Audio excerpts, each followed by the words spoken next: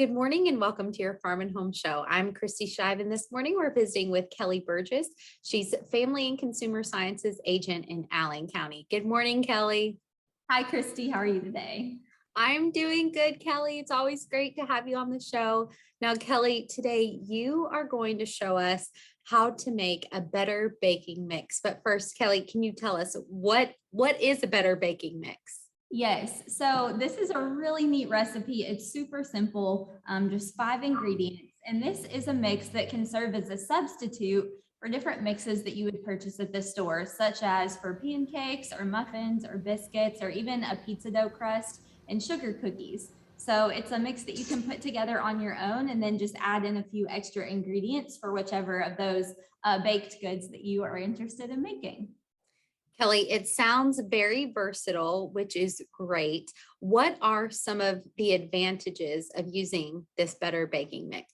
Yes, that's a great question, Kristi. Well, first of all, it meets our MyPlate recommendations for making half of your grains whole. It's also better because the amount of salt that we put in is very minimal. And that's something that's very common in other baking mixes, is that they have a high sodium content. So several advantages to using this. Show us how to make this mix. Alrighty, so it's super simple. I've pre-measured my ingredients, but we have 4 cups of regular all-purpose flour. So I'm going to add that to my big bowl here. We have 4 cups of whole wheat flour. Add that in. We have 1 1/3 cup of non-fat dry milk. You can find this in the baking aisle. So go ahead and add that in. And then we have 4 tablespoons of baking powder.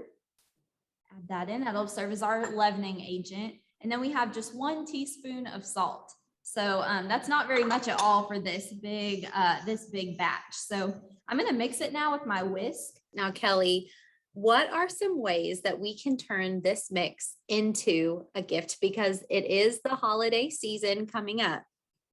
Yes, definitely. Well, I think this is such a neat gift. So this recipe makes about 9 cups of mix, and most of the recipes that go along with it only call for 1 to 2 cups of mix. So this will make several batches of whatever baked products you're interested in. So as you can see on my right, I have several quart-sized mason, ball jars, canning jars that we can add our mix into. So I have a little funnel to make it easier to add. So I'm going to just work on adding some of our mix into the jar. And this is a really great way that you can gift this mix.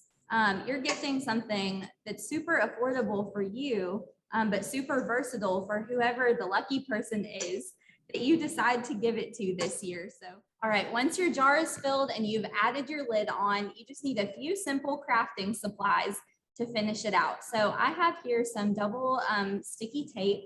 And what I'm going to do is add this bow onto the top of our jar. And this is just a bow I made with some extra ribbon. Simply put your sticky tape in the middle, add that on top. And then I have a small piece of a garland. You can add that around the rim. So once again, I'll use a piece of my double-sided sticky craft tape, attach that onto the back, and wrap my garland around. And this just gives it a festive look that makes it feel a little bit more like a gift than just something you put together in your kitchen. And then my final piece that I'll add, and I might need a little bit bigger piece of tape, is just a piece of greenery. And this is something I'm just going to stick right across the front right there. And before you know it, you have the perfect gift ready to give to anyone in your family. Definitely something that everyone is sure to enjoy.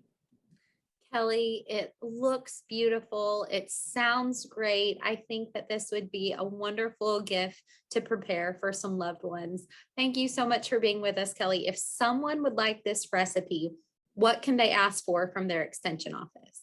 Yes, they can ask their extension office for the Better Baking Mix recipe. It's originally from Washington State University, but we also have it right here at the University of Kentucky Cooperative Extension Office. All right, great. Thank you so much again, Kelly. I'm so excited about this. Thank you for joining us today on the Farm and Home Show, and we'll see you next time.